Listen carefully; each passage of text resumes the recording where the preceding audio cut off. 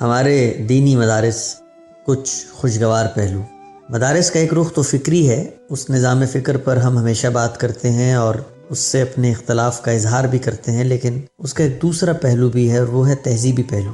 آج اس پہلو پر بات کرنے کا دل ہے۔ میری زندگی کے خوشگوار ترین ایام وہ ہیں جو ان مدارس میں گزرے۔ دینی مدارس کا ماحول اپنے اندر ایک سحر اور جاذبیت رکھتا ہے، وہاں کی سرگرمیاں آپ کو اپنے حصار میں لے لیتی ہیں۔ ڈاکٹر منظور صاحب نے کہیں لکھا تھا کہ برصغیر کے اندر ادب و تعظیم کی روایت اصلاً مغلیہ دور کا رہن سہن ہے۔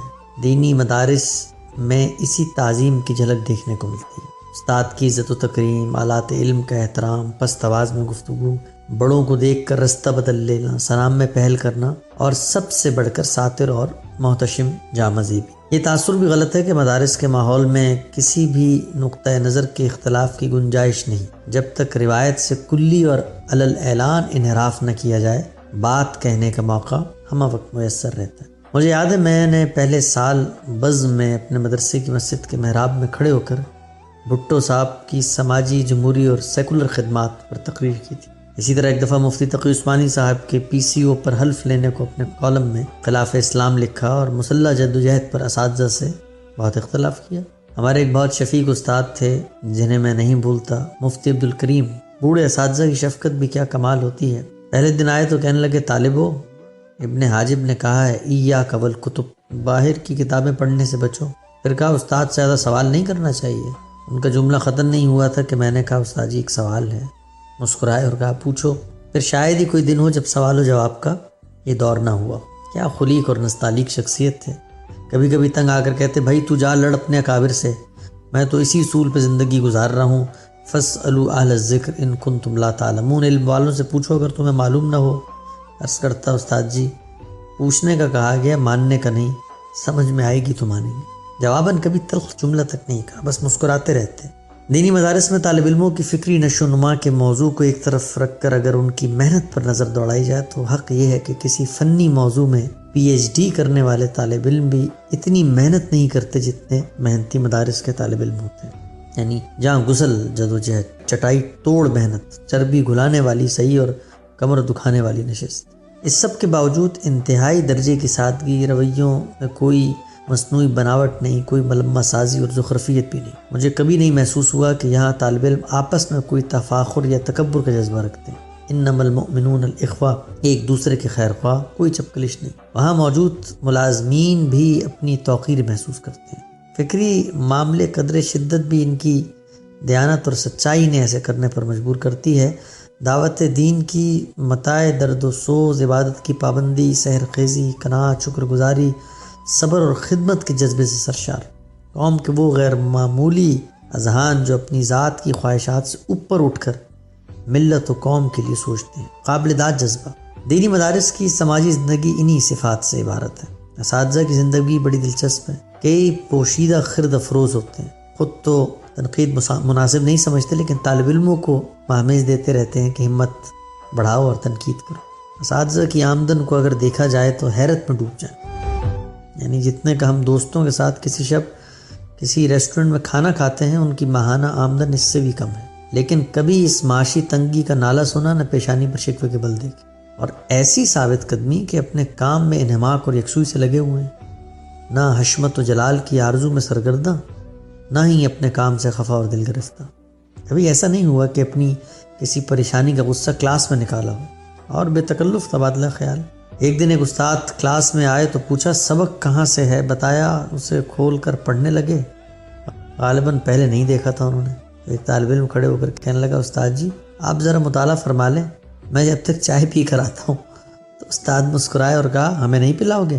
چائے سے ایک بات یاد آئی۔ ایک صاحب نے بتایا کہ مفتی رفیع عثمانی ایک دن درس دے کر نکلے کہ پیچھے ایک چھوٹی کلاس کا پٹھان طالب علم دوڑتا ہوا آیا اور کہنے لگا، مفتی صاحب دل چاہتا ہے آپ کو چائے پلائے، لیکن آپ مصروف آدمی ہیں اور وقت ہمارے پاس بھی نہیں، یہ 10 روپے لے لو اور 7 کا چائے اور 3 کا بسکٹ ہماری طرف سے۔ مفتی صاحب کہتے ہیں اس سے زیادہ پرخلوص تحفہ مجھے کبھی کسی نے نہیں دیا، اور وہ نوٹ آج بھی ان کے پاس محفوظ ہے۔ ہر محرومی دراصل دوسروں کو نعمت کی قدر بتا رہی ہوتی ہے۔ سیدنا مسیح سے ایک شخص نے پوچھا، یہ خدا نے اندھی کیوں پیدا کی ہے؟ بولے تاکہ بینا دیکھ سکے۔ اور خدا جب نعمتیں کم کرتا ہے تو سوال ہی کم کا ہوتا ہے۔ دینی مدارس کو اللہ کی جو سب سے بڑی نعمت میسر آئی ہے وہ محرومی کی نعمت ہے۔ یہ محرومی جہاں دنیا میں مشکلات کا باعث بنتی ہے، وہیں بہت ساری آزمائشوں اور امتحان سے انسانوں کو بچا لیتی ہے۔ حق یہ ہے کہ آدمی اس محرومی کا رونا روئے اور احساس کمتری کا شکار ہو، بلکہ کمال یہ ہے، حق یہ نہیں کہ آدمی اس محرومی کا رونا روئے اور احساس کمتری کا شکار ہو، بلکہ کمال یہ ہے کہ وہ سوچے اسے ایک محرومی دے کر کتنے اور امتحانوں سے رخصت دے دی گئی ہے، اس محرومی میں لطف محسوس کرے اور اپنے اخلاقی وجود کو ناپاک نہ ہونے دے۔ گرمیوں کے دن تھے، مختصر المعانی کا سبق جاری تھا، استاد حسب معمول پڑھا رہے تھے، لیکن آج ان کی طبیعت میں بشاشت نہیں تھی۔ مجھے محسوس ہوا ان کی آواز مدھم ہونے لگی، رنگ بدل گیا۔ دیکھ کر کہنے لگے دل کو کچھ ہو رہا ہے، کسی کے پاس گاڑی ہے، اسپتال لے چلو۔ میں فوراً اٹھا اور انہیں سہارا دے کر اسپتال کی طرف روانہ ہو گیا۔ ٹیسٹ کیے گئے، معلوم ہوا معاملہ ٹھیک نہیں ہے، ایمرجنسی میں رکھنا پڑے گا۔ نرس نے میرے کان میں آ کر کہا پیسے جمع کروا دیں۔ میں نے غالباً 3000 کی کوئی معمولی رقم تھی دے دی۔ استاد کی طبیعت سنبھلی تو ہم سب واپس مدرسے آ گئے۔ مجھے بھول بھی گیا کہ کچھ ادا کیا تھا۔ کئی دن گزر گئے کہ وہی استاد راہ چلتے مجھے ملے اور کہا بھائی کچھ دن بوجھل گزرے لیکن تنخواہ آج ملی ہے۔ لفافہ پکڑا کر چل دی، کھولا تو اس میں 3000 روپے تھے۔ ششدر رہ گیا ایک آدمی کی خودداری پر کہ اسے اتنا معمولی احسان لینا بھی گوارا نہیں، اگرچہ اپنی آدھی تنخواہ دینی پڑے۔ مستقبل کا کوئی اندیشہ پریشان نہیں کرتا۔ احساس ہوتا تھا ان مطمئن قلوب کا ڈاکٹر اور کیا علاج کریں گے۔ میں اکثر جب یہ جملہ سنتا ہوں، یہ مدرسے تو ہماری زکوٰۃ پر پلتے ہیں تو روح کام جاتی ہے، یہ جملہ ہمارے ماحول میں کیسے بے تکلف استعمال کیا جاتا ہے۔ کبھی پلٹ کر ہم نے غور نہیں کیا کہ ہم کیا کہہ رہے ہوتے ہیں۔ کہ ہم کسی بیوروکریٹ کو یہ کہنے کی ہمت کر سکتے ہیں کہ تم میرے ٹیکس پہ پلتے ہو، اور نہ صرف یہ بلکہ عیاشیاں کرتے ہو اس ٹیکس پر جو زبردستی لے لیتے ہو مجھ سے۔ یعنی جو کام سوسائٹی کا فخر ہونا چاہیے تھا وہ الزام بنا دیا۔ جس طرح ایک معاشرے میں اچھے سائنسدانوں کی ضرورت ہے، ایسے ہی موت و حیات کی سائنس کو حل کرنے والے علماء بھی ہوا پانی کی طرح انسانوں کی ضرورت ہے۔ یہ سوسائٹی کا احسان نہیں بلکہ فرض ہے کہ وہ اپنی فکری نشو و نما کے لیے ان لوگوں کو معاشی فراغت دیں، اور جو آپ کے لیے اپنی زندگی وقف کر چکے ہیں ان کا خیال رکھیں۔ کتنے دکھ کی بات ہے اگر ہم اپنے کسی ایسے سائنسدان کی بے توقیری کریں جس نے اپنی پوری زندگی ایک ایجاد کے لیے وقف کر دی ہو۔ سوچیں اسے کیا محسوس ہوگا، کیا اس کا دل نہیں چر جائے گا؟ لاہور کے ایک مدرسے کے محتمم صاحب کے پاس محلے کے ایک سیٹ آئے اور کہنے لگے نیا گھر لیا ہے، ختم کروانا ہے، ذرا بچے دن میں بھیج دیں۔ مولانا نے فرمایا یہ وقت ان بچوں کے آرام کا ہے، نہیں آ سکتے۔ سیٹ صاحب بولے مولانا ایسے کیسے نہیں آ سکتے، ہم نے مدرسے کی بڑی معاونت کی ہے، اب ہمارا کام پڑا تو آپ۔ مولانا نے کہا سونے کا وقت ہے۔ سیٹ صاحب غصے میں اٹھ کر چلے گئے۔ اگلے روز جمعے کا دن تھا۔ مولانا سارے مجمع کے سامنے حساب کا رجسٹر لے کر ممبر پر آ کر بیٹھ گئے اور کہا اب تک آپ لوگوں نے ادارے کو اتنی رقم دی ہے، ہم سمجھتے تھے کہ اللہ کی راہ میں دی ہے، معلوم ہوا میں نوکر سمجھ کے دی ہے، اپنی رسیدیں لے آئیں اور اپنی رقمیں واپس لے جائیں۔ مدرسے کے بچوں کو ان کے والدین نے علم سیکھنے کے لیے بھیجا ہے، تمہارے غلام نہیں، خود ایک سورت پڑھ نہیں سکتے، ان سے پڑھواتے ہو احسان کر کے، نہیں ضرورت تمہارے چندوں کی۔ کہتے ہیں اس کے بعد اللہ نے ایسا رزق کشادہ کیا کہ کئی برس وہ مدرسہ بغیر کسی امداد کے چلتا رہا۔ یہ ٹھیک ہے اب مدارس میں جو طلبہ پڑھنے آتے ہیں ان میں بیشتر آسودہ حال گھرانوں سے ہیں، لیکن ان مدارس کی اصل رونق وہ مسکین اور نادار طالب علم ہیں جو اپنے گاؤں سے ایک لوہے کی صندوقچی لے کر کینٹ اسٹیشن پہنچتے ہیں، وہاں سے اسے بس میں چڑھا کر یا سر پر رکھ کے مدرسے کے احاطے میں داخل ہوتے ہیں۔ اس صندوق کی کل متاع کیا ہے؟ ایک بستر، ایک تکیہ، ایک ضرورت کا رومال اور چند اشیاء پر مشتمل سامان، چند جوڑے کپڑوں کے اور کچھ ٹوپی۔ نوجوان جن کے سامنے امکانات کی دنیا کھلی ہوتی ہے وہ سب چیزوں سے بے نیاز ہوتے ہیں، ایسے تیقن اور اعتماد سے آ رہے ہوتے ہیں گویا خدا ان کے ناموں کی منادی کر رہا ہے اور اس آواز نے انہیں دنیا اور ما فیہا سے غافل کر دیا ہے۔ ان میں سے بعض طلبہ کے ساتھ رہنے کا اتفاق رہا۔ میں ایمان سے کہتا ہوں ان کا مہینے کا خرچ شاید 500 روپے سے بھی کم ہو، لیکن کبھی یہ نہیں سنا کہ ہائے میرے پاس کچھ نہیں، میرے والدین نے میرے لیے کیا کیا ہے، اللہ نے مجھ پر زیادتی کی ہوئی ہے۔ کسی مالدار کو حسرت بری نگاہوں سے تکتے نہیں دیکھا، اپنے حال میں خوش، اتنے مطمئن اور اتنے آمادہ کہ پیشانی شکر گزاری کے آثار بتا دے۔ یہ کام ارباب حل و عقد کا تھا کہ دینی علم کے اختصاص کا بھی ویسے ہی اہتمام کریں، لیکن اس تغافل نے مدارس کو ایک عظیم نعمت سے نواز دیا ہے، اور وہ ہے محرومی کی نعمت۔ ایک تاثر یہ بھی ہے کہ مدارس قومی دھارے سے باہر ہیں۔ یہ شاید اس لیے کہا جاتا ہے کہ قوم جن چیزوں سے اپنی شناخت ظاہر کرتی ہے وہ ان میں نظر نہیں آتی۔ کیا ایسا ہی ہے؟ کیا وہ بھی جھنڈے لگاتے ہیں، قومی دن مناتے ہیں، قومی فتح پر خوش ہوتے ہیں؟ میرا خیال قومی وابستگی کا تعلق جذبے سے ہوتا ہے، اظہار سے نہیں۔ اظہار کیا اسالیب اپنے اپنے ماحول کی رعایت سے بدلتے رہتے ہیں۔ مدارس اپنی وابستگی کو ایک دوسرے انداز میں ظاہر کرتے ہیں۔ ان کے نزدیک قومی وابستگی ہر چیز پر مقدم ہو یہ تعصب ہے۔ وہ سمجھتے ہیں یہ تقدیم مذہب کو ملنی چاہیے۔ اگرچہ حب الوطنی کا سرٹیفکیٹ کسی سے لینے کی ضرورت نہیں، البتہ شناخت اہم ہے۔ وہ خود کو سچا پاکستانی سمجھتے ہیں۔ ایک پہلو سے اس بات کی سب سے روشن دلیل ان مدارس کے نونہالوں کو پاکستانی کرکٹ میں دلچسپی ہے۔ اس دلچسپی کا احوال ملاحظہ ہو۔ کلاس میں سبق جاری تھا اور میدان میں میچ۔ طالب علم سر پہ رومال لیے چپکے سے ہینڈ فری لگا کے ریڈیو پر میچ سن رہا تھا۔ استاد صاحب کوئی بات کرنے لگے کہ زور سے کلاس میں آواز آئی، آؤٹ ہے، اور یہ کہتے ہوئے خوشی سے دونوں ہاتھ امپائر کی انگلی کی طرف فضا میں بلند تھے۔ سب لوگ اسے دیکھنے لگے۔ اس نے ایسی معصومیت سے تعجب ظاہر کیا اور سر جھکا لیا۔ کچھ توقف ہوا، استاد بھی حیران ہوئے اچانک کیا ہوا، لیکن سبق پھر سے جاری کر دیا۔ ساتھ والے طالب علموں نے سرگوشی سے پوچھا، کون آؤٹ ہوا ہے؟ خبر وہاں سے چلی اور یوں ایک سے دوسرے اور دوسرے سے تیسرے ہوتے کمنٹری پوری کلاس میں پھیل گئی۔ دنیا میں قوموں کی تقسیم ایک ندرت، تنوع، رنگ رنگی پیدا کرتی ہے، لیکن ہمارے ملک میں ایک بہت بڑا مسئلہ ہے اور وہ ہے لسانی تعصب۔ ہمارے صوبے ایک دوسرے پر اس تعصب کا الزام لگاتے ہیں۔ اداروں میں یہ افتراق موجود ہے۔ ہر سطح پر مختلف قومیتوں کے مابین خاموش نفرتیں قائم ہیں اور یہ معاملہ تعلیمی اداروں تک پہنچ چکا ہے، یعنی وہاں تک لسانی بنیادوں پر تنظیمیں قائم ہیں۔ لیکن مدارس سے مجھے اس کا شائبہ تک محسوس نہ ہوا۔ وہاں لسانی تعصب کی بو تک نہیں۔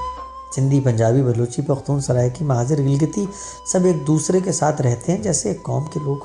جب انسان کے سامنے اس کا آدرش و نصب العین واضح ہو تو ان جھمیلوں میں مبتلا نہیں ہوتا۔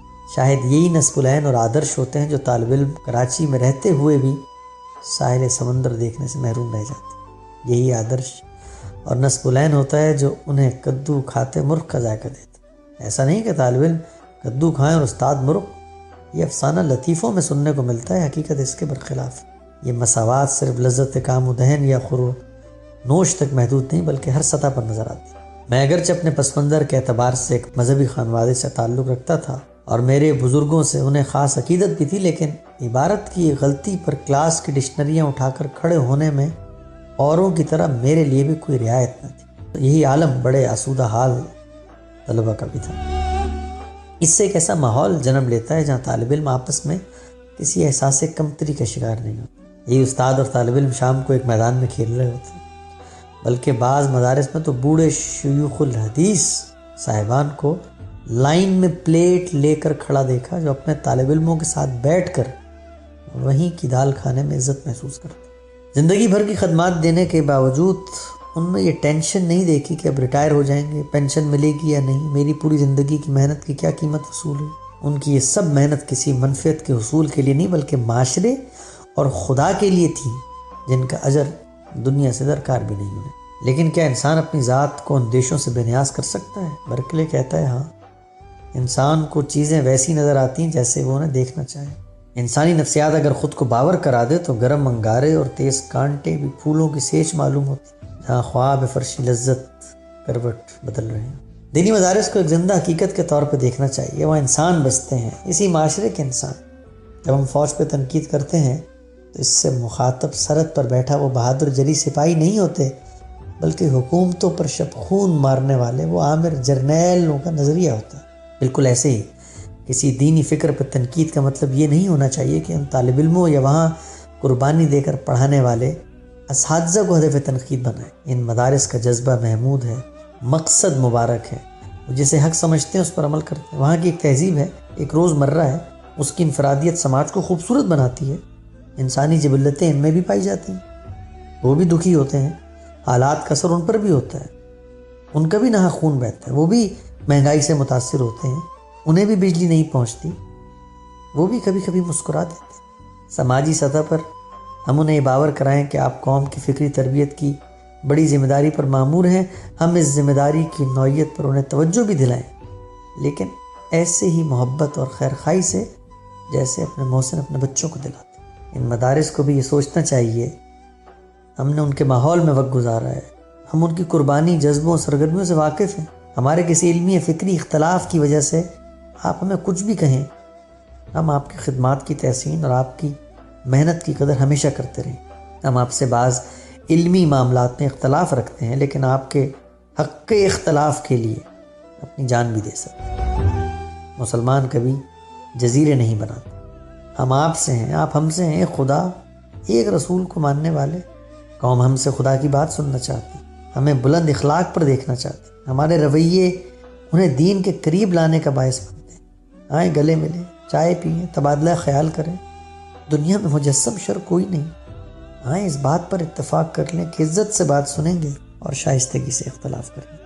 ہمارے دینی مدارس، کچھ خوشگوار پہلو۔